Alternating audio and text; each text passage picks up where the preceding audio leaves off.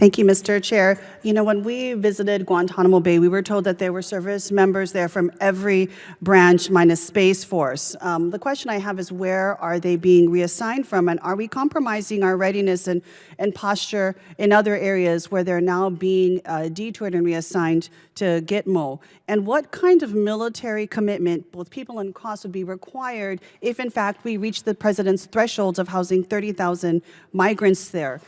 Clearly, there's a lot of additional costs, but even just the living facilities for 30,000 troops, right now you have service members in tents at Guantanamo Bay. What would be the cost and personal impact, and will this impact our readiness posture elsewhere from where they're being reassigned?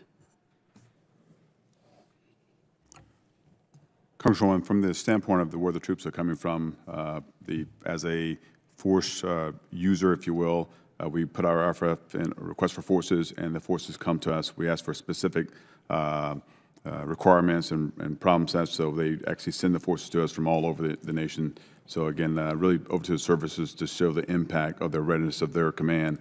From my command itself, the folks who are working for me that down there, from the readiness reporting tool, they are not showing any degradation in training or readiness at this time. Okay, so you're telling me that we really don't know if it's impacting any kind of readiness or posture in any other theater. We don't know where they're coming from. We have to ask every branch specifically. Yes, Congresswoman. Okay. How about the cost? If we have over 1,000 service members there to basically oversee at the height, maybe 200, 177 individuals there. If we have 30,000 migrants at Guantanamo, what kind of military presence would you expect to have there at Guantanamo Bay? So, Congresswoman, the Southcom always postures and plans for a migrant operation. We've done that in the past. For our planning shows that if we were to go up to 30,000, if we were to do that, and we have not been told to do that, it's approximately 9,000 plus service members to do that mission.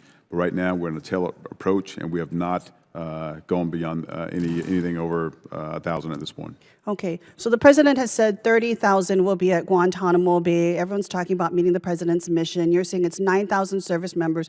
What's the estimated cost, and is that inclusive of their housing, their meals, transport, all of these different things?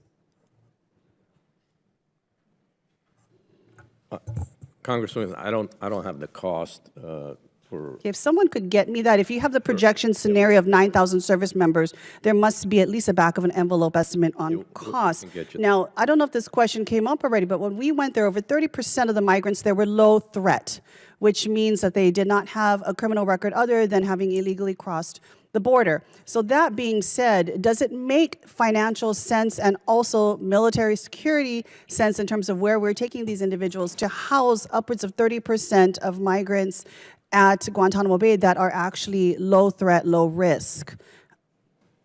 So, Congressman, obviously we work very closely with ICE and DHS and CBP on this.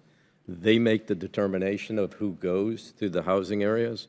And obviously there's a capacity issue for housing that they have. So they will make a determination who to send to Gitmo, whether it's high threat illegal aliens or lower threat illegal aliens. And what we do is we provide the capability to house them temporarily. Okay, so let's talk about housing capability then. Let's say 30,000 individuals do come to Guantanamo that are in fact high risk. We were told by ICE that they cannot be housed in soft-sided tents, like the tents that are currently sitting vacant right now. Do we have the hard structure capacity to house upwards 30,000 potentially high-risk migrants at Guantanamo Bay in hard-sided facilities? Currently, we do not have that capability. So basically, you're telling me the President's plan to have the hardened, most aggressive criminals, 30,000 of them housed at Guantanamo, is unfeasible. Well, at this time, we don't have the housing, but if we were directed to house high-threat illegal aliens at large numbers at Gitmo, we would absolutely execute that mission. Okay, I know I only have 26 seconds of my time, so we'll definitely have that. Chair, I have more questions, but specifically, we've now been told that military bases will be co-used to house migrants. As the great-granddaughter of a Japanese attorney, Fort Bliss was one of those particular camps that actually housed them years, generations ago. What impact to readiness and budget constraints would this have on our O&M and MILCOM dollars if you now have to do a dual use in terms of both be a military base Gentlelady's and a time's migrant expired. facility? Chair now recognizes. Thank you. I'll ask that question in writing. Thank you.